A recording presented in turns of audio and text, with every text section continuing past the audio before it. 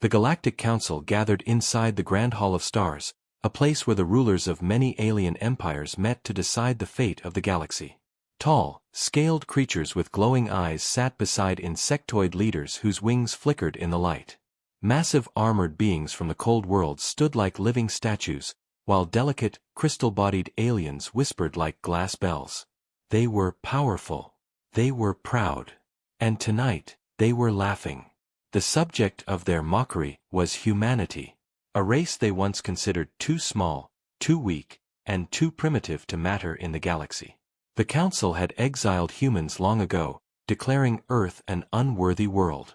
"They are nothing," one insectoid leader hissed. "A dying species clinging to a small blue rock." Another alien laughed, its voice deep and metallic. "They will never rise. Their technology is centuries behind us. They are children playing with toys."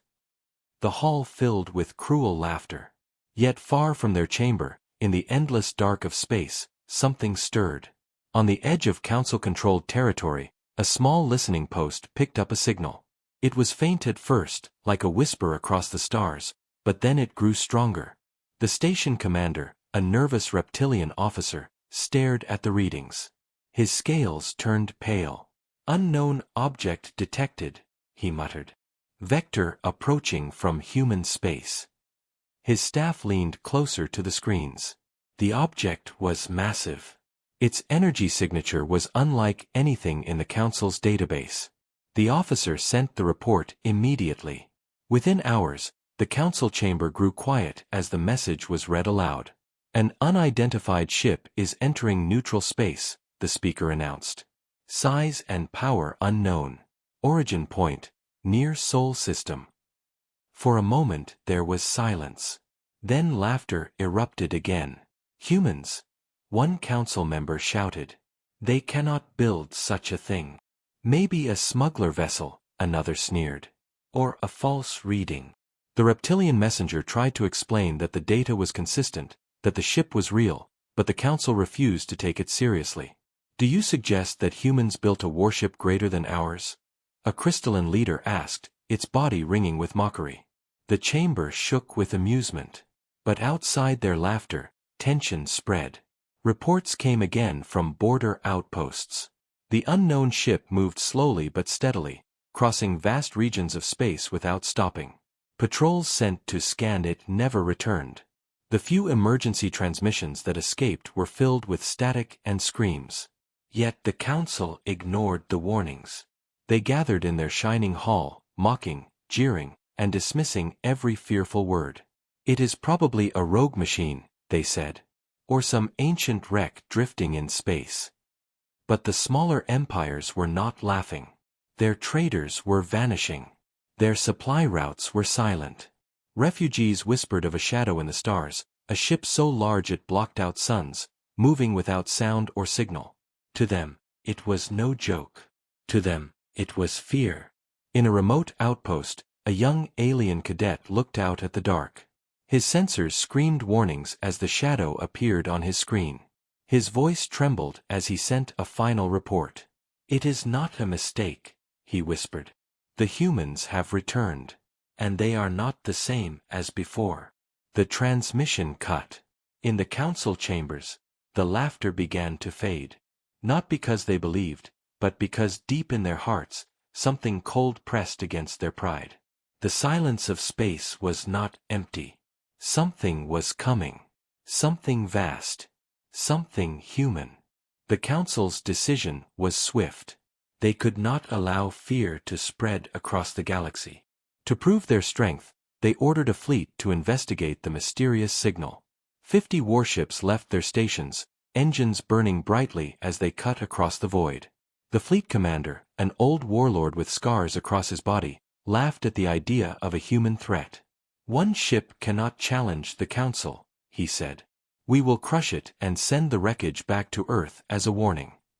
His officers nodded, though some hid their unease. The journey took only a few days, but for the crew it felt like years. Strange reports continued to arrive, stations going dark, patrols missing, silent trade lanes. Still, the commander ordered his ships forward. Finally, on the fourth day, they reached the border region. The void stretched before them, black and endless. Their sensors picked up something ahead. At first it looked like a shadow against the stars. Then the shadow grew larger. The fleet slowed. Silence filled the command bridge as every officer stared at the main screen. There it was. A shape unlike anything they had ever seen. The human warship. It was colossal, far larger than their biggest dreadnought. Its dark hull seemed to drink the light around it, making it look like a piece of the void itself had come alive. Strange lines glowed faintly across its surface, pulsing with silent energy. No signal came from it. No movement. It simply floated, watching. The commander felt his throat go dry. "Open a channel," he ordered.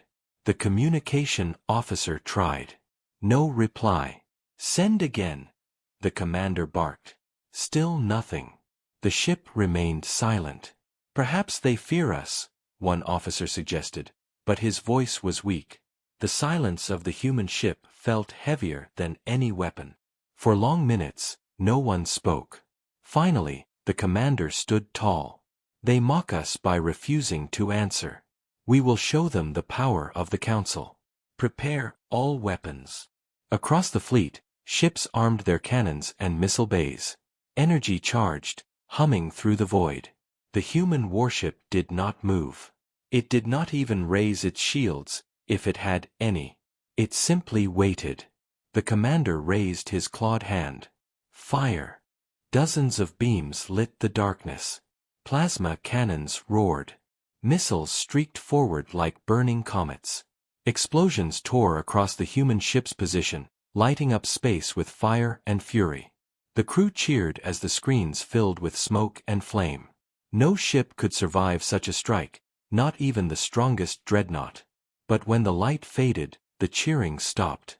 The human warship stood untouched. The hull was unbroken. Not a single mark scarred its surface. It was as if the attack had never happened.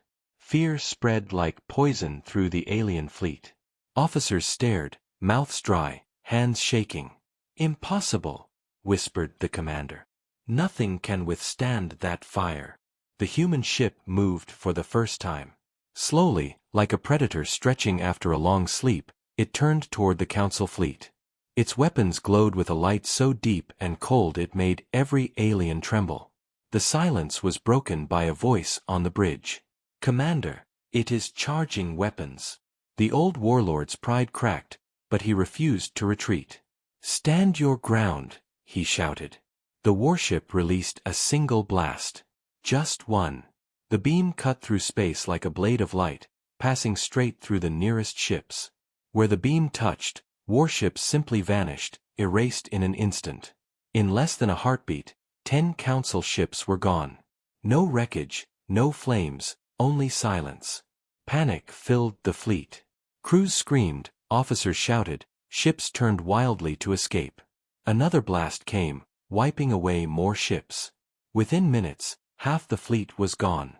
The commander gripped the edge of his chair. His mind told him to flee, but his pride chained him to his seat. "Send everything," he roared. "Do not retreat." But the fleet was already broken. Ships scattered, fleeing into the void. Communications filled with desperate cries for help. "It cannot be defeated," one captain shouted before his signal ended in static. The commander's own ship shook as another beam passed by, vaporizing 2 vessels at his side. At last his pride shattered. "Retreat!" he screamed. "All ships, retreat!" His words came too late. The human warship's third blast tore through his flagship, splitting it apart in a wave of silent light. The last thing he saw was the endless, merciless glow of human power. Hours later, only fragments of the Council fleet drifted in the dark. A few crippled ships limped away, carrying survivors who would tell the galaxy what they had seen. Their voices shook as they sent emergency reports. It was not a trick. It was not an illusion. Humanity has built something beyond our understanding. One ship destroyed 50. We cannot face it. We cannot win. In the Grand Hall of Stars, the council listened. This time, no one laughed. The council chamber was silent for the first time in centuries. Survivors from the destroyed fleet had returned, their ships broken and their crews shaken. Their reports were filled with terror. 50 warships had attacked. Only a handful had escaped. The rest were gone, erased by one human ship. The alien leaders argued in panic. Some shouted that the reports were lies. Others demanded immediate war. The proudest of them claimed that the human warship must have used ancient forbidden technology, something stolen or salvaged. Yet deep inside, none of them truly believed their own excuses. They had seen the fear in the survivors' eyes. It was real. Humanity had built something impossible. Still, arrogance clung to the council like a disease. "It is only one ship," said the scaled leader of the Drakkar Dominion. "If we send a larger armada, we will crush it." His voice carried false confidence, but the others, desperate to hide their fear, agreed. Soon the council ordered a second strike. This time, not 50 ships, but 200. The greatest fleet they had ever gathered in centuries. They armed their most powerful weapons, weapons they swore could cut moons in half. The galaxy held its breath as the new armada moved into position. At the edge of council space, the human warship waited. It did not advance. It did not retreat. It simply remained, watching in silence, as though it knew what was coming. The 200 ships surrounded it in a wide circle. From every angle, cannons aimed and missiles locked. The commanders shouted with false pride, trying to mask their trembling voices. Today the council will prove its strength. Today this human monster will be destroyed. At the signal, 200 ships fired at once. The void lit up with thousands of beams, blazing plasma, and burning rockets. Explosions filled space, so bright that distant colonies saw flashes in their skies. The alien commanders cheered as the human ship was swallowed by fire. For minutes the bombardment continued. No vessel in history could endure such destruction. But when the smoke cleared, their cheers turned to horror. The human warship stood untouched. Not one scar marked its hull. The massive black ship turned slowly, its surface glowing with strange symbols like living fire. Then, without a word, it struck. A single lance of energy cut through space, slicing across the circle of alien ships. In one instant, 20 ships vanished. They did not explode. They did not break apart. They simply disappeared, as if erased from existence. The alien fleet screamed in chaos. Officers shouted conflicting orders. Some begged to retreat. Others tried to hold formation. But the warship moved again, faster this time, its dark shape cutting through the void like a predator among prey. Another blast. Another wave of ships gone. Entire squadrons erased in seconds. The council's proudest weapons were useless. Missiles crumbled before reaching the human hull. Plasma fire scattered into nothing. Energy beams bent away as if the ship commanded the laws of physics. To the alien crews, it felt like they were children throwing stones at a mountain. Panic spread across every channel. "We cannot harm it," one captain screamed. "It is like a god." Another voice cried, "Retreat before it kills us all." But retreat was not possible. The human ship was faster than their dreadnoughts. Wherever they tried to flee, it was already there, cutting them down with merciless precision. Hours passed, but for the survivors it felt like eternal torment. Ship after ship fell, until the once mighty armada of 200 was reduced to less than 30. The commanders of those ships, broken and terrified, sent desperate pleas to the council. "We cannot win. Every strike fails. Every defense crumbles. Stop this madness before all of us are gone." Back in the Grand Hall of Stars, the council listened to the dying voices of their soldiers. Yet still, some leaders refused to surrender their arrogance. "It is one ship," they shouted again. "One ship cannot control the galaxy." But the survivors' voices told another story. The warship had not even unleashed its full power. It was holding back, toying with them, destroying only enough to make a point. The fear grew heavier. The council leaders felt it pressing on their chests like cold iron. This was no ordinary enemy. This was no primitive race. Humanity had become something else, something far beyond the galaxy's understanding. The final report came from the fleet commander himself, his voice broken and weak. We gave everything. It was not enough. Our weapons are useless. Our ships are nothing. This is not war. This is slaughter. His transmission ended with static, as his ship vanished into light. Silence followed. The council members sat frozen, their arrogance shattered but their fear too great to admit. They had unleashed their strongest strike, and they had failed. One human warship had broken their armada. And it was still out there, waiting. The Grand Hall of Stars no longer echoed with laughter. The voices of dead fleets still hung in the minds of every council member. 50 ships had fallen, then 200 more, and yet the human warship remained untouched. Reports arrived one after another, filled with terror and disbelief. Entire armadas erased in moments, weapons turned useless, defenses crumbling like sand. The arrogance that once filled the chamber now turned into cracks of fear. Some leaders demanded peace at once. Others shouted for revenge, their pride still chained to old beliefs. The hall became a battlefield of words. If we do nothing, the people will lose faith in us, one crystalline leader cried. The smaller empires are already whispering rebellion. They see us as weak. A massive scaled warlord slammed his clawed hand on the table. Weak? No. We must prove our strength. Humanity cannot be allowed to rise. We will crush them no matter the cost. But another voice, trembling and thin, broke through the noise. It came from a representative of a minor empire, whose fleets had been destroyed. You do not understand, he said. This is not a human fleet. It is one ship. One ship that has destroyed everything we sent. What happens when more arrive? What happens if Earth holds hundreds of them? His words silenced the hall. No one wanted to imagine such a thing, but the thought had already infected their minds. They had mocked humanity for centuries, believing Earth to be small and fragile. Now the smallest empire was asking the question that haunted them all. What if humanity had been hiding their true power all along? Outside the chamber, panic spread through the galaxy.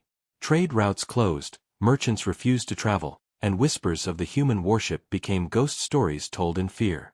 Colonies begged for protection, but no fleet dared to move near the shadow of the human vessel. Everywhere, the same phrase passed from mouth to mouth. One ship destroyed hundreds. The council tried to maintain control. They broadcast messages of calm, insisting that humanity was contained, that their fleets were preparing a final counterattack. But their lies carried little weight. The people had seen the truth. The council's enemies began to stir. Rival empires long silenced by council power now saw weakness. They watched carefully, waiting for the moment to rise. Inside the grand hall, the shouting continued. The proud demanded another strike. The fearful begged for negotiations. If we fight again, we will lose everything, one leader said. Our fleets are already stretched thin. Our borders crumble. And still you speak of pride. The scaled warlord snarled. Better to die with pride than bow before humans. His words rang out, but they carried no real strength. For in his eyes, even he could not hide the fear. Across the galaxy, the human warship moved silently. It did not attack planets, nor did it destroy colonies. It simply drifted along the borders, blocking trade, cutting supply lines, and showing its presence like a predator circling its prey.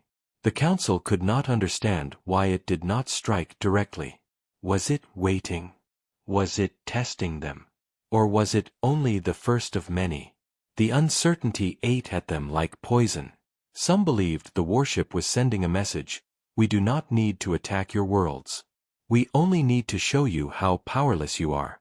Days turned to weeks, and still the warship remained. Every time a small fleet tried to approach, it was erased in seconds. No survivors returned. Fear spread deeper. Civil unrest began on council worlds. Citizens protested, demanding peace with humanity. Riots broke out on frontier planets. The proud image of the council shattered. At last, whispers began among the leaders themselves. Some suggested opening secret talks with humans, offering trade, offering peace, offering anything to avoid destruction. Others argued that to bow before humanity meant the end of council power forever. If we surrender now, the galaxy will never respect us again, one leader spat. But another answered, if we do not surrender, there will be nothing left to respect. In the end, no decision was made. The council was divided, paralyzed between pride and fear. But one truth grew clear with every passing hour. The arrogance that once defined the council was gone. Their mocking laughter had turned into silent dread. They had called humanity weak, but one ship had proved them wrong. The galaxy no longer looked to the council as its rulers. Now all eyes turned to the shadows where the human warship waited, silent and unstoppable. And deep in their hearts, every council member knew the same truth. The age of their arrogance was ending. The age of humanity had begun. The council's fear grew heavier with each passing day. The human warship still drifted near the borders, silent and undefeated. Every fleet sent against it was erased, and yet it did not strike at planets or colonies. It was as if the warship was waiting, watching, testing their courage. In secret meetings, some council leaders whispered of peace. But the proud ones still demanded answers. They wanted to know how a race once mocked as weak could create such power. And so, they turned to spies. Small stealth ships, cloaked and silent, were sent toward the Sol system, toward Earth itself. Their mission was simple: discover the truth of humanity's strength. The first spy ship approached cautiously. Its crew of insectoid agents scanned the system, expecting to see a primitive world with little defense. Instead, their sensors screamed with impossible readings. Around Earth, hidden in the shadow of the moon and the dark of the void, vast shapes began to appear. At first, the agents thought they were asteroids. But then the objects moved. They were ships, giant ships, so large they dwarfed even the monstrous warship haunting the borders. Dozens of them, their hulls dark and silent, drifting like sleeping titans. Their designs were strange, not like anything the spies had seen before. No council ship could compare to them. The insectoid captain froze as he realized the truth. The warship that had destroyed fleets was not Earth's greatest weapon. It was only one scout. The true human fleet was still hidden, waiting for the right moment. The spy ship tried to retreat, but before it could escape, a voice cut through their comms. It was calm, steady, and unmistakably human. You should not be here. The crew panicked. They powered their engines, trying to flee, but their systems shut down instantly, as if unseen hands had torn their ship apart without touching it. The human voice returned. We let you see. Take your warning back to the council. Next time, you will not leave.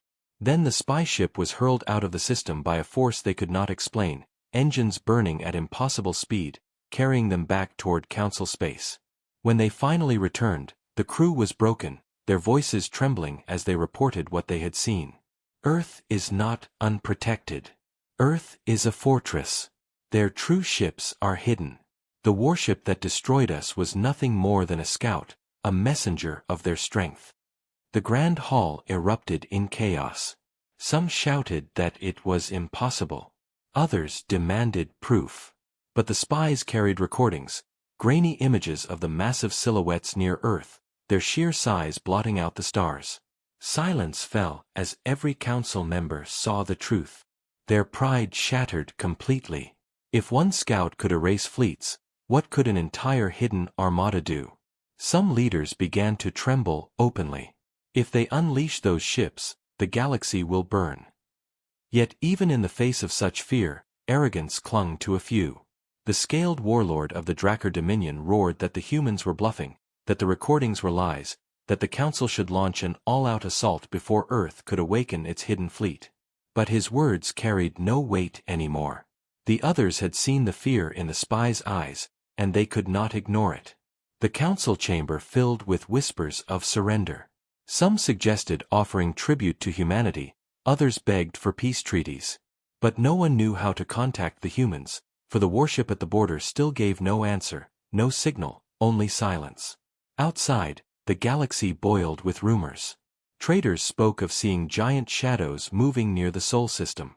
Refugees swore they heard human voices in their dreams, warning them to stay away. Fear became legend. For the first time, the Council no longer controlled the galaxy's story. Humanity did. In quiet corners of alien worlds, ordinary people whispered with awe, not fear. Perhaps the humans were never weak. Perhaps they were only waiting. And deep inside the Grand Hall of Stars, the Council faced a truth they had never imagined. Their arrogance was gone, replaced by a dread so deep it felt like a shadow on their souls. They had exiled humanity long ago, thinking Earth was nothing. Now Earth was rising, not with words, not with demands, but with silent power. And every alien leader knew what it meant. If humanity chose to move, no empire in the galaxy could stop them. The galaxy had grown silent. Trade routes were empty, colonies lived in fear, and the Great Council no longer carried the weight of authority it once did. The human warship still hovered at the border, silent and motionless, yet its presence was enough to terrify billions. It had destroyed fleets with ease, it had ignored the Council's weapons, and it had revealed glimpses of Earth's hidden strength.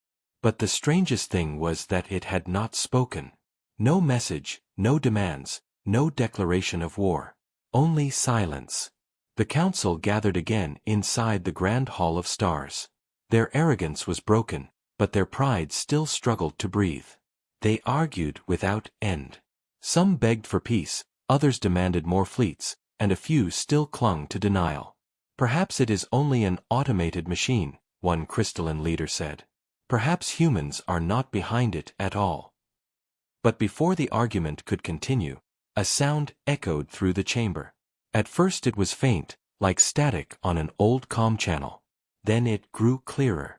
Every device in the chamber came alive, screens flashing, speakers crackling. The Council froze. A voice filled the hall, deep, steady, human. "We warned you." The words rolled across the chamber like thunder. The alien leaders looked around in shock, unable to speak. The voice continued. "For centuries you mocked us.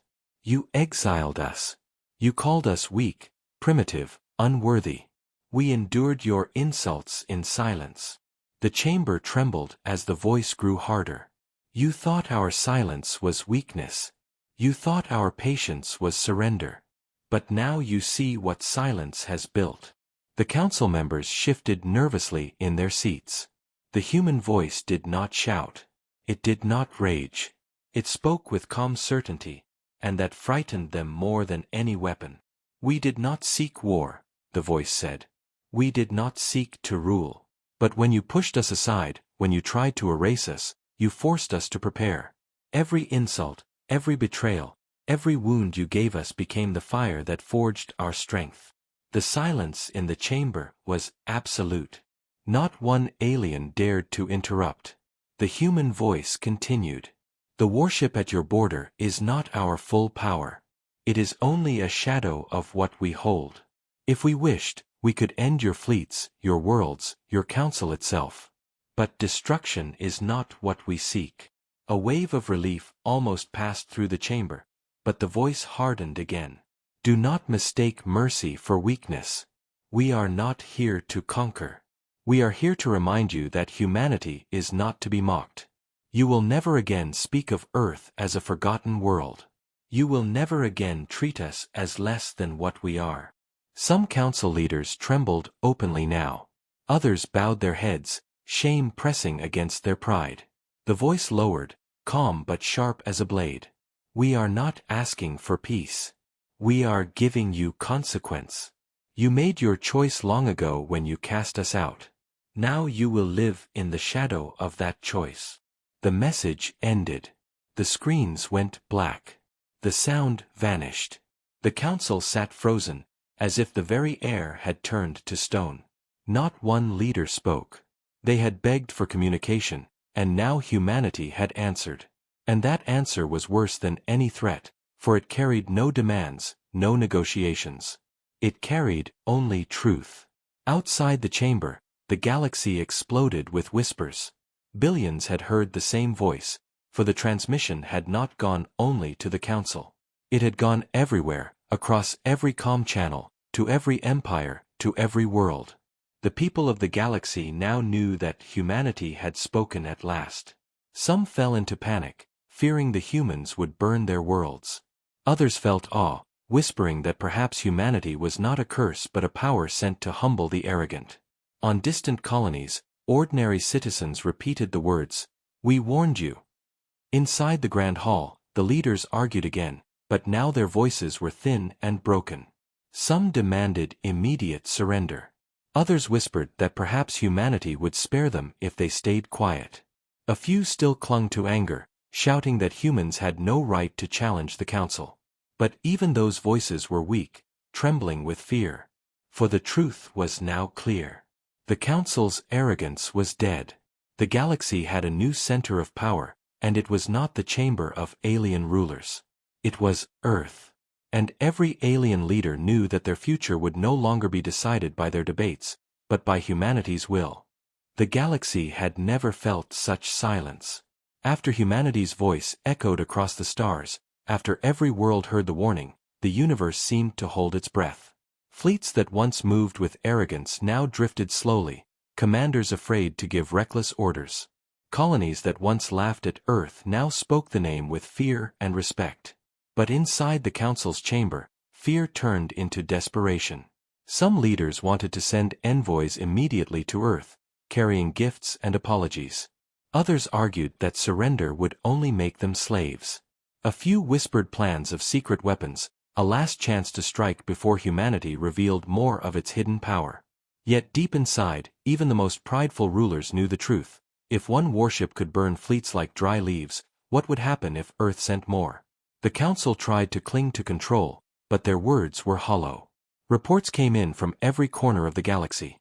Pirate bands refusing orders, border worlds breaking free, empires questioning the Council's authority. Power was slipping through their claws, and there was nothing they could do to stop it. Then another signal came. Every channel across the galaxy lit up again, but this time it was not only a voice. It was an image. The warship appeared, vast and black, blocking the light of stars. But behind it, shapes began to emerge. 1, 2, then 10, then hundreds. Warships of impossible size, stretching across space like a wall of steel. The galaxy gasped in terror. The first warship had been a shadow, but now the true fleet of Earth revealed itself.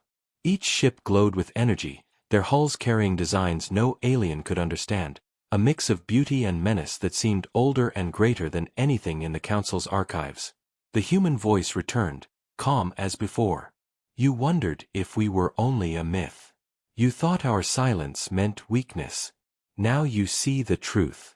The fleet you face is not our full power. It is only what we choose to show you. Do not test what remains unseen. Entire civilizations trembled as the words sank in.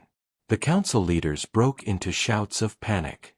Some screamed for surrender, others shouted to shut down the broadcasts, but none of it mattered. The galaxy had already seen. The human fleet stood like an endless storm at the edge of their skies, waiting, watching. The voice continued. We do not seek your thrones. We do not seek your crowns. We seek only this, respect. You will not mock us again. You will not exile us again. You will not deny our place in this galaxy again. If you do, then your empires will vanish as quickly as your fleets. For the first time in the Council's history, none dared to answer back. No threats, no defiance, no pride. Only silence. Across the galaxy, people spoke a single truth. The age of the Council was over. The age of humanity had begun. Some planets declared their loyalty to Earth without hesitation, sending messages of alliance. Others fell into chaos, their rulers unable to control their frightened citizens. But humanity made no further move. The warships did not fire, the fleet did not invade. They simply stood there, a wall of power that reminded everyone of the choice they now faced. In the Chamber of Stars, the Council finally voted. For the first time, the result was unanimous. They would bow to humanity, not with words of surrender, but with silence, for silence was the only language humans seemed to respect. And so it ended, not with battles, not with fire, but with a quiet shift of power that would never be reversed. The Council's arrogance died the moment humanity's warship arrived, and from that moment on, the galaxy would never forget Earth. The stars themselves seemed dimmer now, as if even the light feared to shine too brightly in the presence of mankind's fleet. History had turned, and in that turning, one truth was written forever. Humanity had spoken, and the galaxy would obey.